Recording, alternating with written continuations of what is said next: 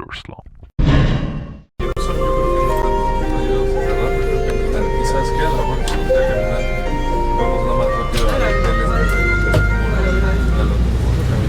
We are now crossing the River Liffey.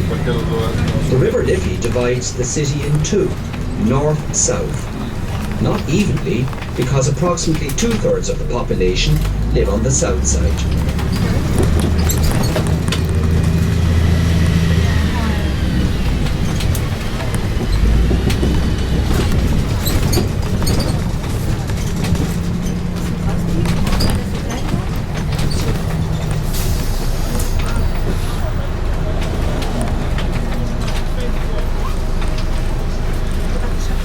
Now we are going to go into a park.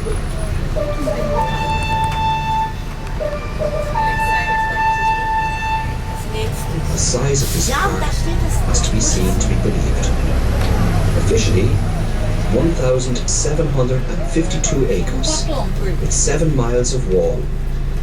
Just to get that into perspective, you could fit Central Park in New York into it twice, or Hyde Park can fit into it 6 times. A wealth of rolling grassland, expansive city panoramas, shaded woods, curious monuments, and some noteworthy buildings. Are you ready for our visit to the Phoenix Park?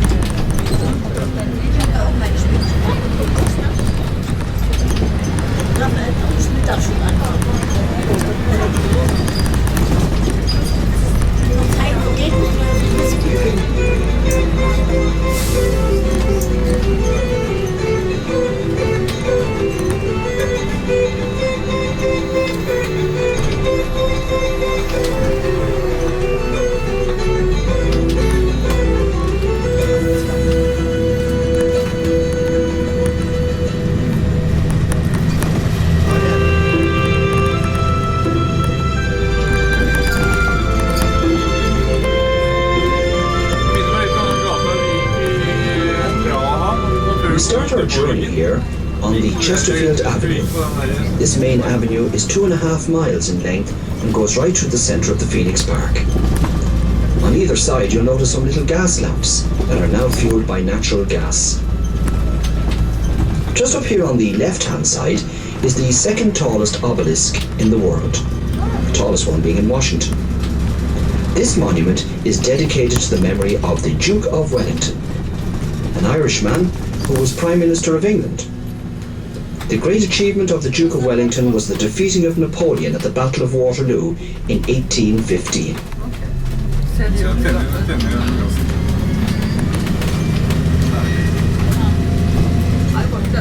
The Normans gave the land for this park to the Hospitallers of St. John. In 1662, the Duke of Ormond enclosed it and had it stocked with deer and grouse to impress his friend Charles II.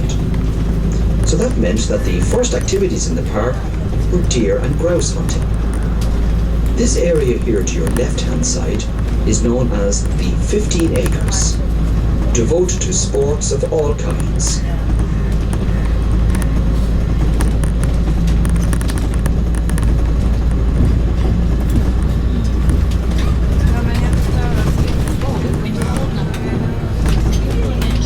By now that the feeling of peace and quiet is descending upon you. Look around, see over on your left-hand side there the Dublin mountains, forming a lovely backdrop against this panoramic view. There are trees all around us. 30% of the whole area is covered in trees. The main varieties here on the main avenue are horse chestnut, beech and lime. Going back to those deer again, roaming around here somewhere on the left-hand side are about 350 fallow deer, a legacy from the great hunting times.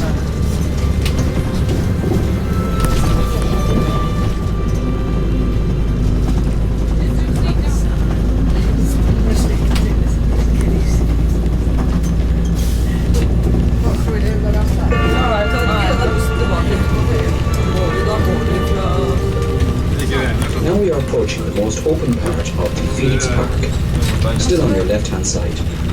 As you look over here, you'll see a huge white metal cross, 115 foot high. This cross is in the place where the altar was during the papal mass. On the 29th of September 1979, a crowd estimated at 1.25 million people gathered here to hear Pope John Paul II celebrate Mass. 1.25 million people represent a third of the population of the Republic of Ireland. Hand in hand with Irish love of laughter and music goes the sense of celebration and love of sport. The Irish national holiday is celebrated on St. Patrick's Day, the 17th of March. A whole series of events, including a very impressive parade, is built around this time. Each autumn, Dublin's rich literary heritage is experienced in the Dublin Theatre Festival. It runs for the first 2 weeks in October. The highlight of the Gaelic Games is the All-Ireland hurling and football finals in September.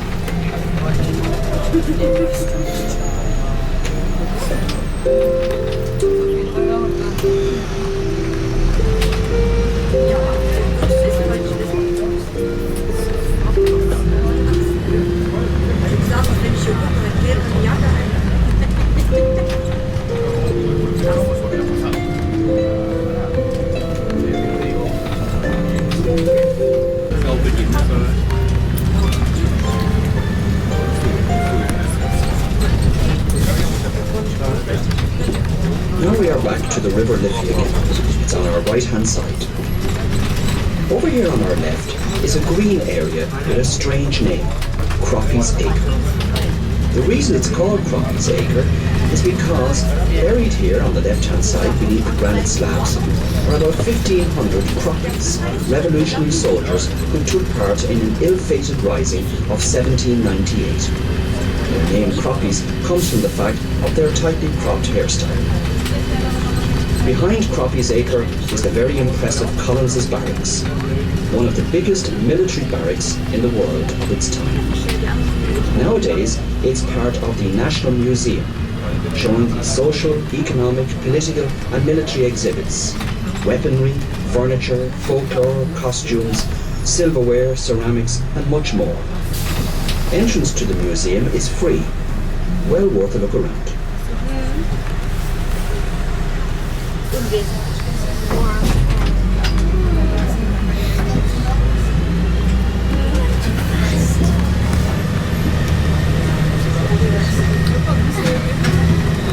Balla Áthaclia is the Irish name for Dublin. Balla Áthaclia means the town of the ford of the hurdles. There was a Celtic settlement along the banks of the Liffey in times past, and the first fording of the river was done by placing a series of hurdles, sticks that could be forded or crossed at low tide. That's how the name originated, the town of the ford of the hurdles. One of these bridges is the actual fording place in times past.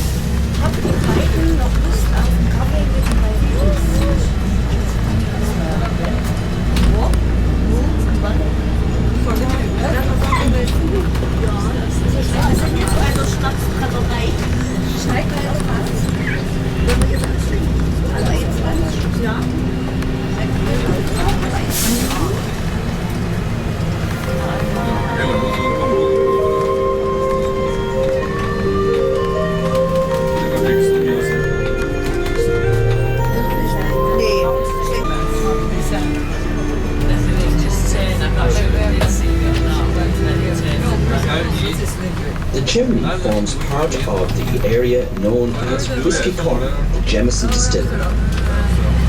Jameson Distillery opened here in 1780, and nowadays a very popular tourist attraction. In here you can get an audiovisual presentation, a guided tour, and at the end, Irish whiskey. It is said that the monks of the 6th century discovered the secret of distilling. Curiously enough, they started it off as a perfume until they found out that it tasted better than it smelled. And then production really started.